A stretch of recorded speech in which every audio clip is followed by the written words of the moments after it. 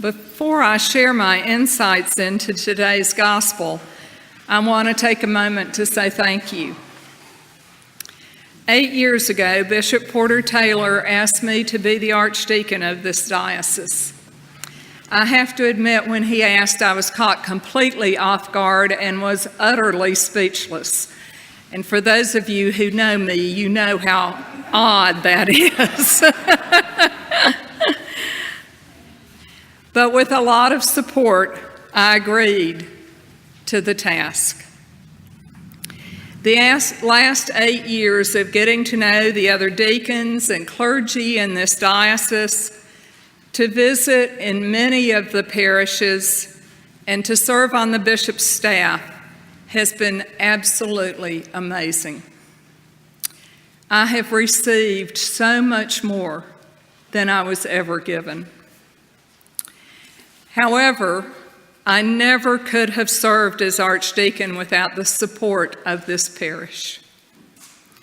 This wonderful, loving parish allowed me to be gone a lot.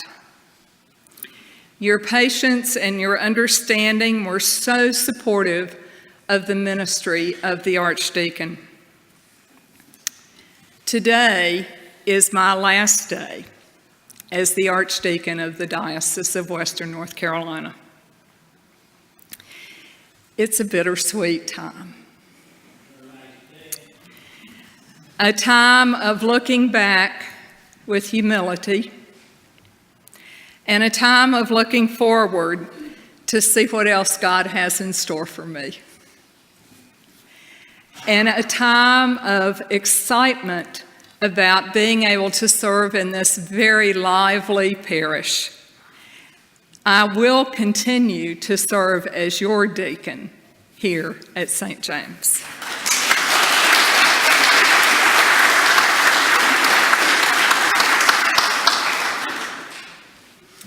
In the reading for today, Jesus is driven, focused, and more than a little bit impatient. The initial reading of this little snippet of Luke's gospel might lead us to say, as my mama used to say, Jesus got up on the wrong side of the bed. For no apparent reason, he was a little grumpy. I don't know about you, but that's happened to me when I've gotten up on the wrong side of the bed and just been a little grumpy. Although at first blush, there doesn't seem to be a reason for Jesus' grumpiness, when we look at the context of the reading, there is a definite clue. Jesus is heading toward Jerusalem, and he knows what that means. His disciples don't understand. Even though just a few verses earlier in Luke, Jesus has told them plainly what is about to happen, they still don't believe it. But Jesus knows that his ministry has drawn the ire of both the Romans and the Jewish authorities. And he's going right into their stronghold. He is sure to be arrested, convicted, and executed. He has a right to be a little grumpy. The NRSV translation says Jesus set his face to Jerusalem. The literal translation is he stiffened his face. Eugene Peterson in the Message translates it, he gathered up his courage and steeled himself. Jesus was focused. He knows what's going to happen to him in Jerusalem. He's single-minded. He doesn't have very much time left. There's a lot to do and not very much time. On their way, Jesus and the disciples will pass through a village of Samaritans. And so Jesus sends a couple of people ahead to arrange for housing and meals. They're rebuffed. Now, the Samaritans were ethnically and historically related to the Jews, but were distinct in their religious practices. The Jews didn't much like them because they thought they'd married pagans and married out of the pure Jewish faith. And 120 years earlier, the Judeans had even captured Samaria and tried to place their pure Jewish practices on the Samaritans. There was still a lot of bad blood. In spite of the fact that Jesus had been so accepting and loving toward the Samaritans, they did not return that. And the disciples' response, they got angry and said, Jesus, we're going to call down fire from heaven and destroy these people. And Jesus rebuked them. He said, have you not been listening? My whole message has been about love, about loving your neighbor. Jesus was reminding them that his message was about love, not retribution, about compassion, not retaliation. Luke continues narrating the journey by telling us about ourselves as well as the people Jesus encounters along the way.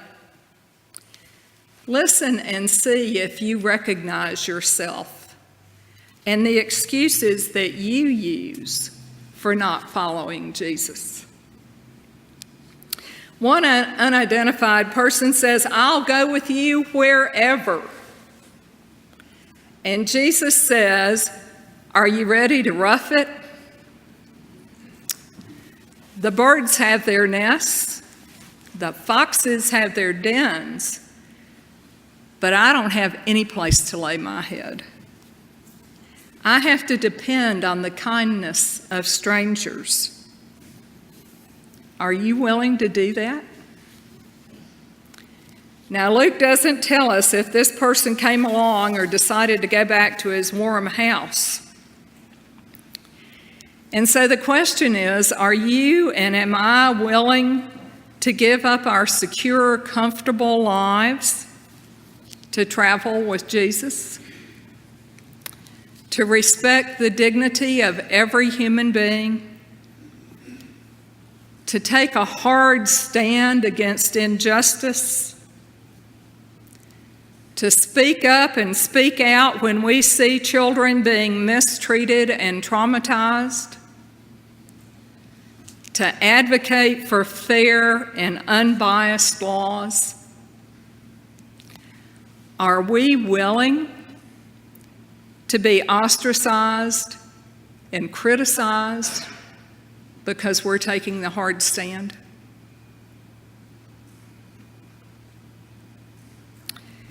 Jesus continues on his journey and he says to another person along the way, follow me, come with us. And the person says, sure, I'll go with you, but I'll catch up to you later. Because you see, my dad just died and I need to bury him. Jesus' response seems cruel and without compassion. Let the dead bury the dead.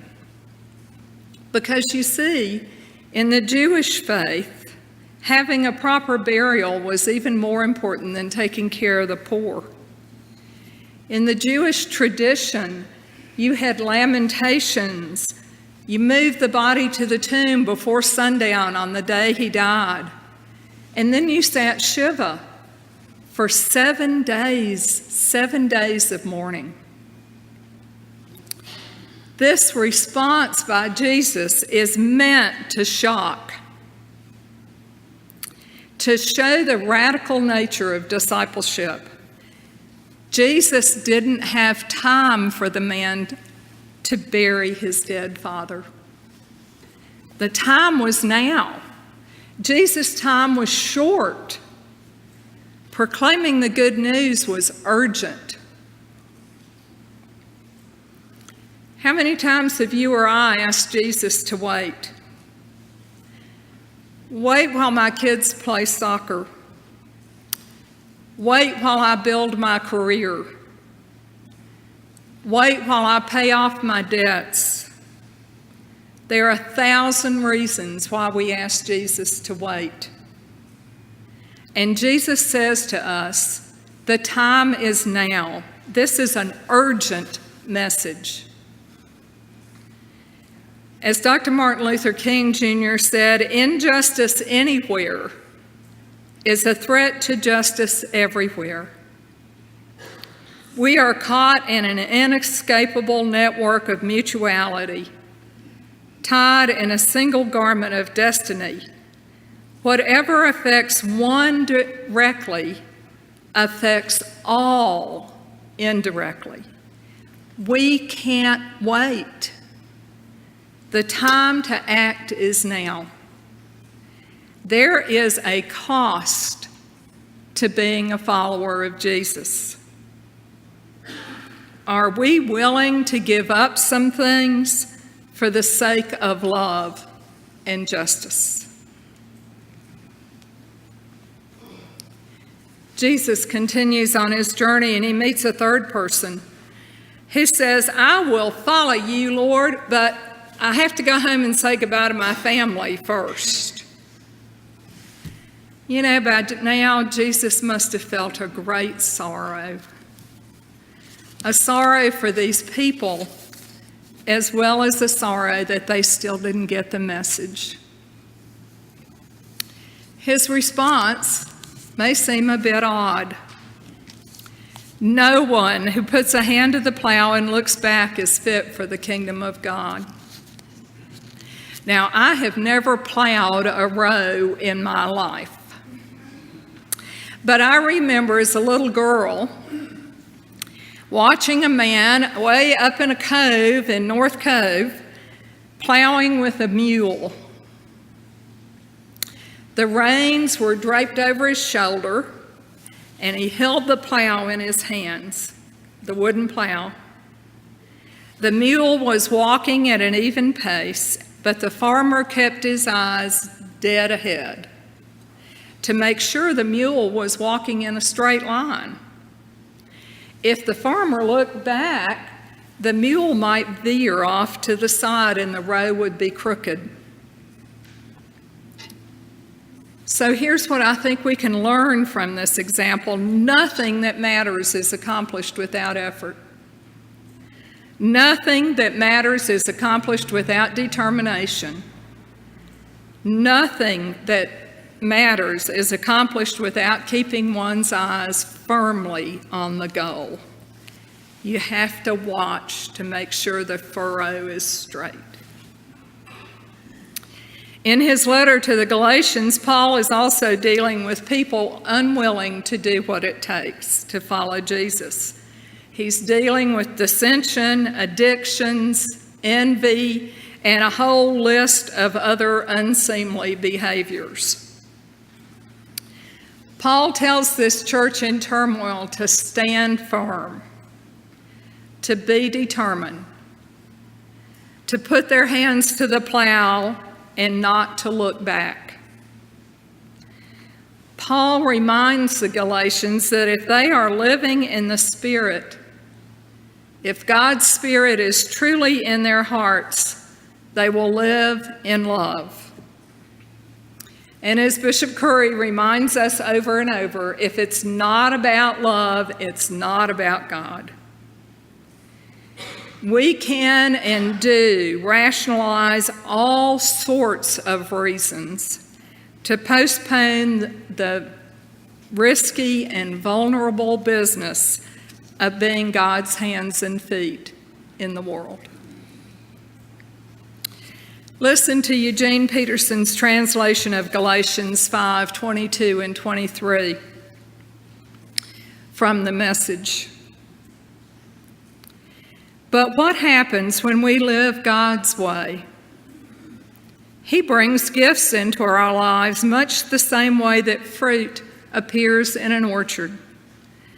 Things like affection for others, exuberance about life, serenity, We develop a willingness to stick with things, a sense of compassion in the heart, and a conviction that a basic holiness permeates things and people. We find ourselves involved in loyal commitments, not needing to force our way in life, able to marshal and direct our energies wisely. If we live in God's way, we quit making excuses. We set our shoulder to the plow and we don't look back. We live in love. Love governs our actions and our lives, and when we fail, and we will, love brings us back to what is true and life-giving. Love brings us back to the straight furrow. I want to close with words from our presiding Bishop, Michael Curry. Love is the way. Love is the only way. Those who follow in my way follow in the way of unconditional, unselfish, sacrificial love. And that kind of love can change the world. Love God. Love your neighbor. Change the world.